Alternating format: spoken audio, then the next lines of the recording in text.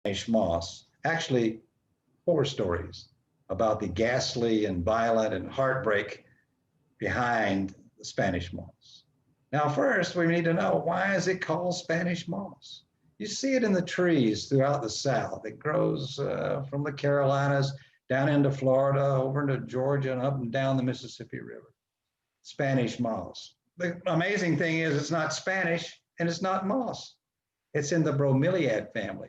And the reason it's called Spanish moss, well, that goes back to the 1500s, when before America was known as America, when the settlers were coming in, and there were French and English and Spanish trying to settle this country. And the French explorers made fun of the Spanish conquistadors. They called it Spanish beard, that moss that we call Spanish moss. And the Indians called it Itla Okla, which means tree hair. Now, the Spaniards weren't very creative. They tried to counter this French insult by calling it French tree hair. But what stuck was Spanish moss. And some of the most ghastly stories about the origins of how it got here involved the Spanish conquistadors. But first, the oldest legend. The oldest legend is one from the indigenous people, the native tribe, the Cherokee. They had a story about a young brave and his bride. They're very much in love. She becomes sick, she dies, and they bury her at the base of an oak tree. But before she's buried, the brave cuts off some locks of her hair, her beautiful braided black hair. And he lays it at the base of the tree to mark her grave. And overnight, that hair turns gray and wiry, and it spreads up the tree and comes from that tree to the next tree and to the next tree. And it's still spreading today as these trees weep for the lost love of this brave. That's the Indian legend. Now, there are three Spanish conquistador legends. One is that there was a good conquistador, a good man who fell in love with a native tribal woman, but her father forbid their romance.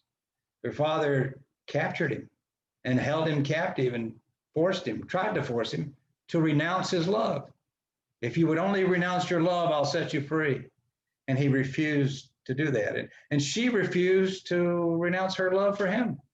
And the chief said, "You shall not eat again until you renounce this love." He refused. He grew weaker and paler, and finally he died. He never renounced her love.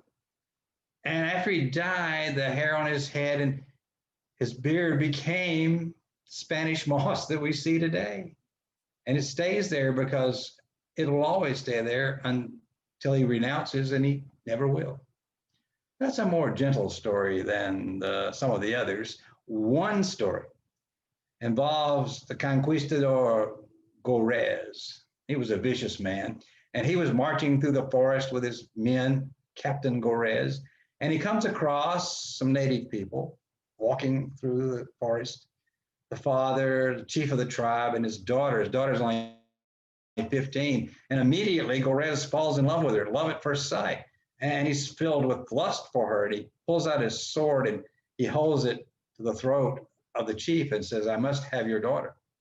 And the chief doesn't know what to do, but the daughter, the young girl, she knows what to do. She laughs and says, "Well, I'll be yours if you can catch me." And she darts off through the forest, going right and left through the trees. And he's laughing because he knows up ahead there's a river that he'll catch her. So he takes off after her, and he's running through the forest, and she's running. And she comes to a big oak tree beside the river, and she starts climbing up the oak, climbing higher and higher. He comes after her, and he's almost up the tree. When she gets to the very top limb, she looks down and laughs and dives into the river. She's done this before, and she swims away. Meanwhile, he's caught in the branches, and he gets more and more entangled, and he can't get loose. And it seems as if the tree is holding him. The tree is holding him. He can't get loose. And his men find him later in the tree, dead, tangled in the branches. And they can't get him out unless they cut off his beard. And they cut it off, and that beard turns gray and spreads through the trees as a warning to all these conquistadors who would try to have their way with the women. Those are three stories, but the most gruesome story, my final story, involves an expedition in Florida led by another conquistador. These conquistadors were vicious people. They sliced off limbs, they tortured people, they threw people to the dogs, the native people, trampled all over them. They had no regard for them. And this captain and his men are foraging in the northern part of Florida, along the coast, going inward. They're all looking for gold and treasures and trampling over the rights of anybody that gets in their way. And they come across the Appalachian tribe. And they pretty much wipe out that village that they're in. But the captain falls in love with a beautiful maiden there. She had black hair and luscious eyes, but those eyes were full of fiery hate for those conquistadors. But he forced her to join his troop. She had to cook and clean for them, and he kept trying to make advances to her. She refused them all. And one night he's filled with rage, filled with lust. He grabs her and tries to kiss her, and she slaps him across the face. And he slaps her back and knocks her to the ground. And he stands over her and says, "Listen, you cannot defy me. You cannot defy the captain. You cannot defy me. If you ever do that again, I will cut your head off." And she looks up at him, and she's got anger in her eyes, and she says, "You do that, I'll curse you. I curse you. I'll follow you. I'll haunt you. I'll follow you to the grave and even to hell." And with that, his rage swells up, and he pulls out his sword and slices off her head, and her head rolls down by the fire. And he picks up by the long black hair, and the face is gruesome. The eyes are wide open. The mouth is in a grimace.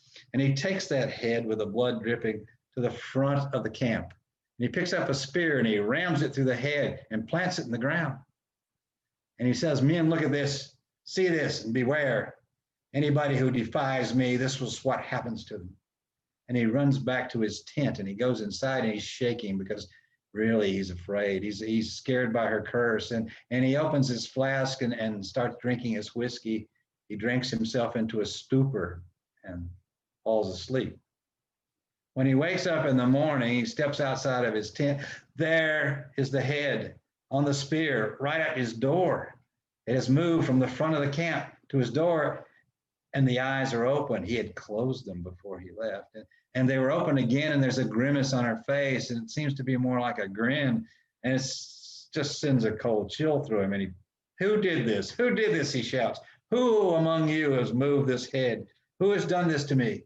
And all of his men fall on their knees and they shake in fear. "No, none of us. We didn't do it. No, we don't know. Can't explain it." And the captain picks up the spear and marches to the front of the camp and plants it in the ground again, turns around and walks back. Before he gets to his tent, the head is back there in front of the door. The spear is there. The eyes are glaring at him. And he shakes and he says, he pulls the head off the stake and says, "Look, bury this, men. Bury it deep. Bury it now." And they do that. They bury it and they break camp and they march. They march all day and into the night till they get to the coast. And there they set up camp and they look out across the trees and forest line and they don't see anything. And they're wondering where the head might be. And they make camp that night.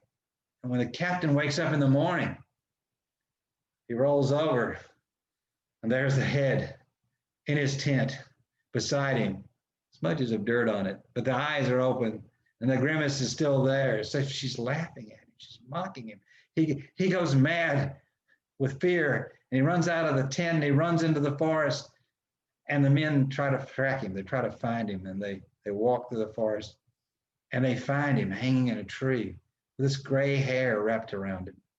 It's choking him. His neck is broken. And they start to cut him down, but the hair comes to life and it starts coming after them. And they start running in different directions, and the hair is moving through the trees. And it jerks one up every now and then and snaps his neck. And some of them get away. Some of them get away and they get back to the camp and they get their belongings and they scatter. They scatter throughout Florida. But everywhere they go, that gray hair, that moss follows them. And that's why we have Spanish moss around us today.